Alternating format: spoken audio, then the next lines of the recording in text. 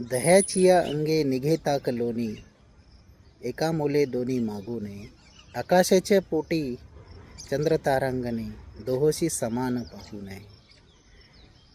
पृथ्वीच्या या पोटी हिरा गारगोटी, दोहोशी सांगोटी करू नये. तुका म्हणे ऐसे संत आणि जन, दोहोशी समान भजू नये. जयंत आणि मी 1 वर्ष PGसाठी प्रिपरेशनला सोबत होतो दीपकसोबत. ॲक्च्युली त्या टायमामध्ये ही परिस्थिती होती की सगळे त्याच्यासोबतचे जे स्टुडिओस लोक होते, त्याचे क्लोज वन्स होते, ते PGला लागले. त्याच्यामुळं कदाचित मला त्यांनी सोबत घेतलं आणि that was a very nice time with him. म्हणजे त्यांनी कधी अभ्यास न करणाऱ्या मला पण त्यांनी प्रेरणा दिली की भाई तू पढाई कर बे, है ना.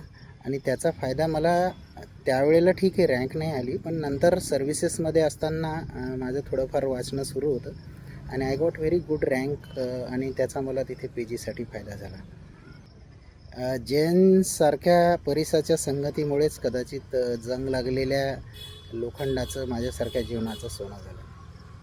अभंगात सांगितल्याप्रमाणे जयंत ना हा खरंच जर म्हणायचं झालं ना तर लोण्यासारखा सॉफ्ट आहे, चंद्रासारखा तो शीतळ आहे, हिऱ्यासारखा चमकणारा माणूस आहे आणि संतासारखा तेवढाच सज्जन आहे. कदाचित ह्याच चांगुलपणामुळे त्याला कांचनसारखी एक चांगली मुलगी भेटली. त्यांनी कांचनच्या डिफिकल्ट टाईममध्ये त्यांनी सपोर्ट केला. यू माईट नो की कांचनची फॅमिली आणि पर्सनल लाईफमध्ये खूप डिस्टर्बन्सेस होते. त्या टाईममध्ये एक मित्र म्हणून जयनने तिला खूप सपोर्ट केलं आणि कदाचित हेच कारण असेल की ते एकमेकाच्या प्रेमात पडले आणि एक आपल्या बॅचचं एक खूप चांगलं कपल, म्हणजे जे नेहमी मदतीला धावणारं. बाकी पर्सनल आणि प्रोफेशनल लाईफ तर जयनची सगळ्यांनाच माहीत आहे. What a great journey. एका छोट्याशा खेड्यातून, साधारण परिस्थितीतून, सामान्य घरातून आलेला जयन मेहनत आणि जिद्दीवर आज आपलं सगळं काही अचीव करते. तर माझ्या मित्राला जयन, तुला भाई खूप खूप शुभेच्छा.